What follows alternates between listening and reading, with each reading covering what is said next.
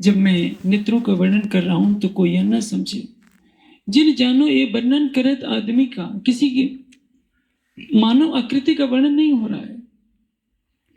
यदि तात्म ज्ञान के प्रकाश में हम देखें तो जहां साकार की सीमा समाप्त होती है निराकार वहां से प्रारंभ होता है, लेकिन निराकार भी जहां समाप्त हो जाता है उस योग माया के ब्रह्मांड से भी परे वो परम धाम का स्वलीला अद्वैत है, जहाँ के कड़कड़ में चेतनता है, कड़कड़ में सुगंधी है, कड़कड़ में प्रकाश है, कड़कड़ में आनंद है।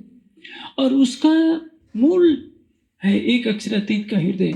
और उस अक्षरातीत के हृदय में जो प्रेम के, सौंदर्य के, आनंद के, एकत्व के, ज्ञान के, मूल संबंध के सागर क्रीड़ा कर रहे हैं, वह सारे सागर प्रकट होते हैं उसी अक्षरातीत श्री राज्य के नेत्रों से। आप सोचिए, वेदों ने तो मात्र संकेत किया, तेजोवश तेजोमय थे, ओजोवश ओजोमय थे, वीर्यवश वीर्यमय थे, सौवश सौमय थे। ये सारी बातें कहाँ घटित होती हैं? संसार तो समझ नहीं पाया। तू तेज है, मेरे अंदर तेज धारण कर। तू ओज है, मेरे अंदर ओज धारण कर। इन सबका दर्शन होता है राज्य के नेत्रों में। हमारे लिए सुनहरा अवसर है कि हम उस अलभ्य तत्व को प्राप्त करें जिसके लिए सृष्टि तरसती रह गई। संसार ने सूरज का तेज देखा है, नक्षत्रों का तेज देखा है, राज्य के नेत्रों का तेज नहीं देखा। वो नूर क्या है? मैं आपको एक सरल दृष्टांत से समझाऊं। जब कोई व्यक्ति जीवित होता है, चेहरा तमतमाता रहता है सौंदर्य की लालिमा से, तो क्या कहते हैं? देखो उनके चेहरे पर कितना नूर है, आंखें नूर से भरी है। लेकिन जब चेहरा बुझ जाता है, जीव शरीर को छोड़ देता है, तो क्या कहते हैं? आंखों का नूर चला गया, चेहरे का नूर चला गया। नूर गया तो सब गया। जिसको हम अरबी में नूर कहते हैं, संस्कृत में उसको शुक्र कहते हैं। उपनिषद की भाषा है तदेव शुक्रम तद ब्रह्म तदेव अमृतम उच्चते। वह शुक्र है और वही ब्रह्म है और वही अमृत है, जिसका रस आस्वादन करने वाला भवसागर से पार हो जाता है, जिसके लिए वेदों ने कभी संकेत किया था, तमेव दिक्पात मृत्यु में, उसको जानोगे तो मृत्यु से परे होंगे, अन्यथा कोई भी मार्ग नहीं है। अमृत कहाँ है? देवताओं और असुरों के द्वारा समुद्र मंथन करके अमृत निकाला जाना तो कुछ समय के लिए है।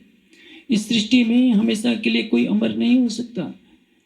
कुछ वर्ष की वृद्धि हो जाएगी, 1000 साल 100 साल से बढ़कर हो सकता है मनवंतर हो जाए, हो सकता है कल्प भर जीवित रहे, लेकिन अमृत तो इस निराकार के पार है।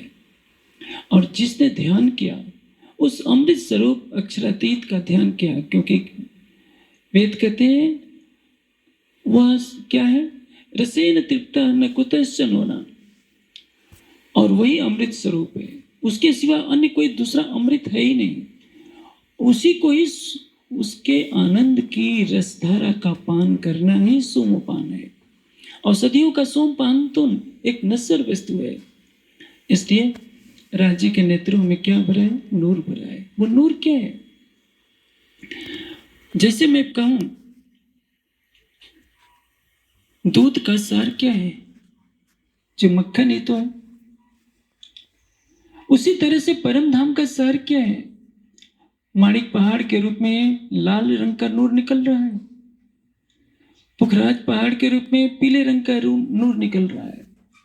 एक एक रंग से अनंत तरंगे निकल रही हैं, लेकिन सबका सार तत्व यदि बताना हो तो क्या बताएंगे? जो संपूर्ण परम धाम का प्राण है। परम धाम का प्राण कुछ नहीं होता का, सारा परम धाम ही प्राण स्वरूप है। प्राण का अर्थ क्या है? जीवन। वही अमृत है, वही सौंदर्य की अनंत राशि है, प्रेम की राशि है, दया की राशि है। अभी इस प्रकरण में एक चौपाई आती है, दया सिंध सुख सागर, इसके गंज अपार, शराब पिरावत नैन सो साकी है सितार। मैं वही बात करने जा रहा हूं, जो हृदय में होता है वही नेत्रों के माध्यम से प्रकट होता है। पूरे परम धाम में अनंत सौंदर्य है, अनंत सौंदर्य इतना कि उसको एक सागर माना जाए तो उसकी एक लहर मात्र सत्स्वरूप से लेकर अव्याकृत तक क्रीड़ा कर रही है। और अव्याकृत में जो सौंदर्य का, प्रेम का, आनंद का सागर क्रीड़ा कर रहा है, उसकी एक लहर निराकार के अंदर है। और निराकार में जो सौंदर्य, प्रेम, आनंद का सागर क्रीड़ा करेगा, उसकी एक लहर बैकुंठ में है, जिसको हिंदू समाज पाना चाहता है। और बैकुंठ का जो भी सौंदर्य है, आनंद है, प्रेम है, उसकी एक लहर, क्या कहें, लहर का भी कुलवांश इस सारी सृष्टि के अंदर समाया हुआ है। आज का मानव भाग रहा है, भागता जा रहा है। किसके पीछे? तृष्णाओं के पीछे। वो सोचता है कि मैं प्रकृति से आनंदित हो जाऊंगा, प्रकृति से प्रेम पालूंगा, प्रकृति में शांति पालूंगा। लेकिन नहीं, सारी सृष्टि जिस सौंदर्य को पाना चाहती है, आनंद को पाना चाहती है, प्रेम को पाना चाहती है, शांति को पाना चाहती है, एकत्व में स्वयं को डुबोने की कामना करती है, लेकिन संसार के लिए एक दिवा स्वप्न है। वो कहाँ मिलेगा? अक्षरातीत के चरणों में, अक्षरातीत के हृदय में ये सब कुछ अनंत सागरों के रूप में क्रीड़ा कर रहे हैं, और वो प्रस्फुटित होता है उनके नेत्रों से। इसलिए इस प्रकरण की पहली चौपाई ही इससे शुरू होती है। देखो नैना नूर जमार, जो रूहों पर संकोल, अरवा हो जो अर्श की, सो जिन जाऊं के बोल। देखो, सबके लिए आह्वान है। संसार तो कहता है कि किसने परमात्मा को देखा है। इस प्रकरण की पहली चौपाई इसी से शुरू होती है। देखो नैना नूर जमार, अपने प्राण वल्लभ के नेत्रों को जी भर करके देखो, क्योंकि जिस आनंद से तुम्हारी आत्मा बिछड़ी है, जिस प्रेम से बिछड़ी है, जिस शांति के सागर से बिछड़ी है, वो सब कुछ तुम्हें नेत्रों में स्पष्ट हो जाएगा।